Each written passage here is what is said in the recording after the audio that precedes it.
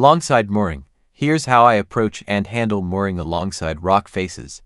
In the areas where I usually travel, the tidal difference is normally around 20 to 50 centimeters, which makes longside mooring practical.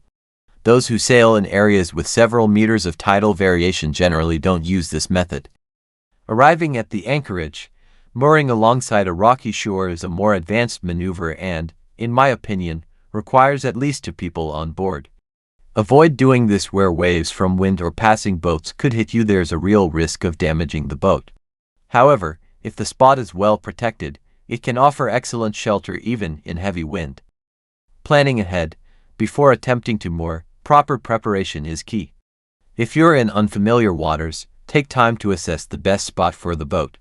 Where do you plan to tie the lines? Where can someone go ashore to secure them? Is the depth sufficient, or should you approach from a specific angle to avoid shallow or uneven areas? Wind and approach.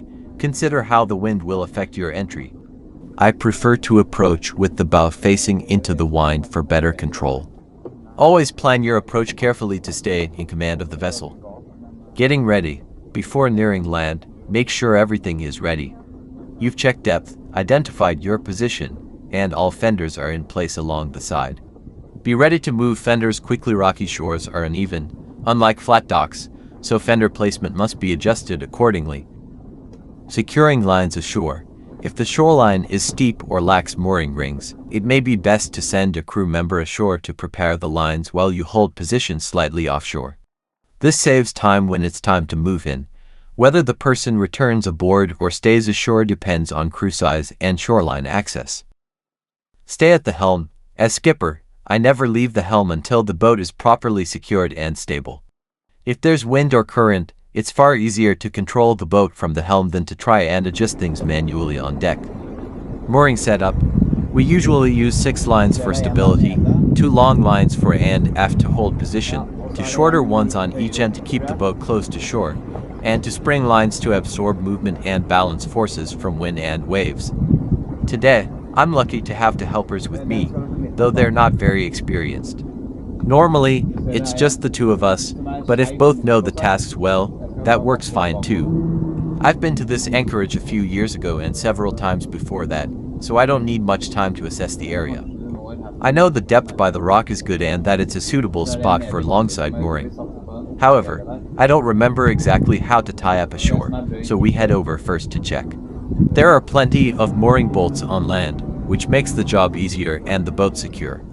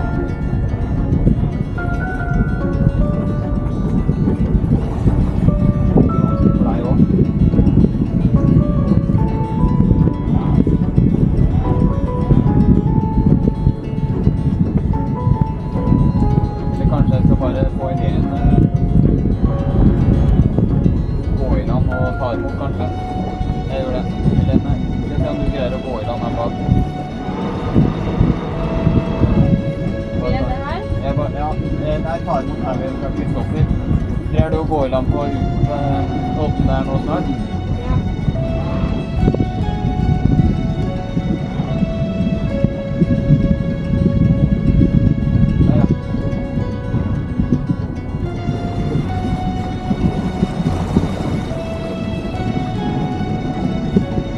Kristoffer da etterpå gå bak. Ta den gjennom øyet. Ja.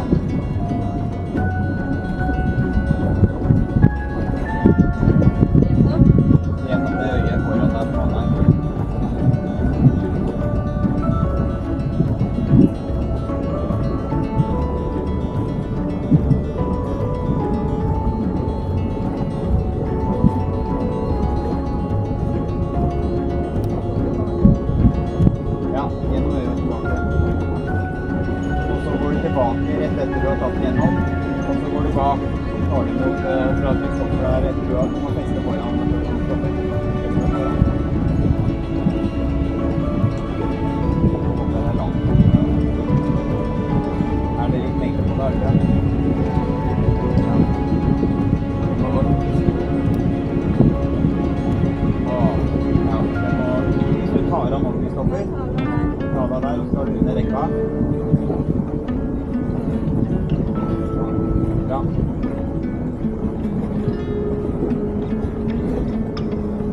Og så greier du å kaste det tilbake til han da.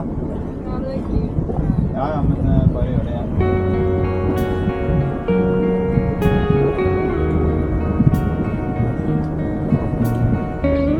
Ja. Da går du bare bort. Og så går du bak i denne.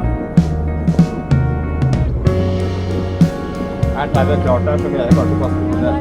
Ja, da kan jeg kaste det til deg. Jeg må komme med det. Ja da.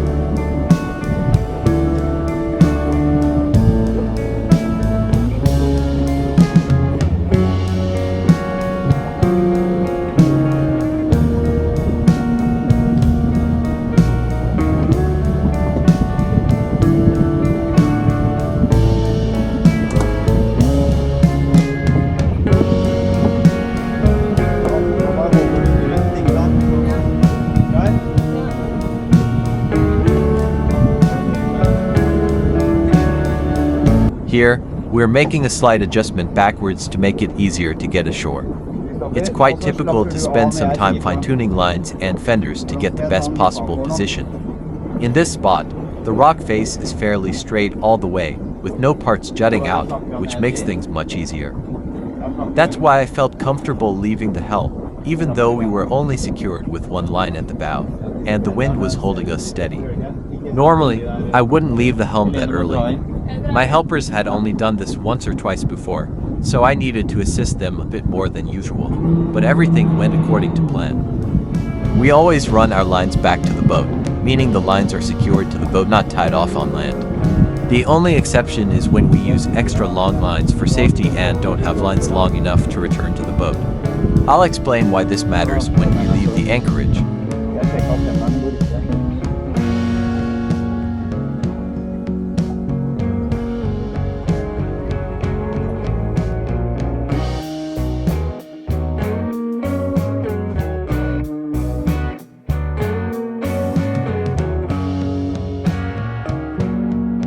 When leaving the anchorage, we start by removing the lines that are not under load. They'll usually be slack. We take them off one by one, making sure the boat remains stable as each line is released. In strong winds, it's important to keep just one or two lines holding the boat securely until you're ready to depart. It's also essential that the remaining lines can be released quickly, so you can move the boat immediately once they're let go. That's why we always run the lines back to the boat. No one needs to go ashore to untie anything. That would take too much time and could lead to risky situations that might damage the boat or injure the crew. If there are only two of us on board, I usually release the second to last line and quickly move to the helm. The last line is then released once I'm in position and ready to steer. When we have the helpers, like we do here, we assign one to each of the final lines. The skipper gives clear instructions about who releases their line first and exactly when to do it. If you're in a very tight anchorage, you can drop an anchor as an aid to help maneuver the boat out when it's time to leave. This can be especially useful if you know strong winds are expected on the day of departure. However, it also carries some risk. If the anchor gets stuck, it can complicate things. I haven't used this method myself, but I know some boaters without thrusters use it regularly. You can also use an anchor to keep the boat positioned slightly farther from the rock face, particularly if it's shallow at the bow or stern and you want the boat to set farther out than the fenders allow. This is simply how I do it.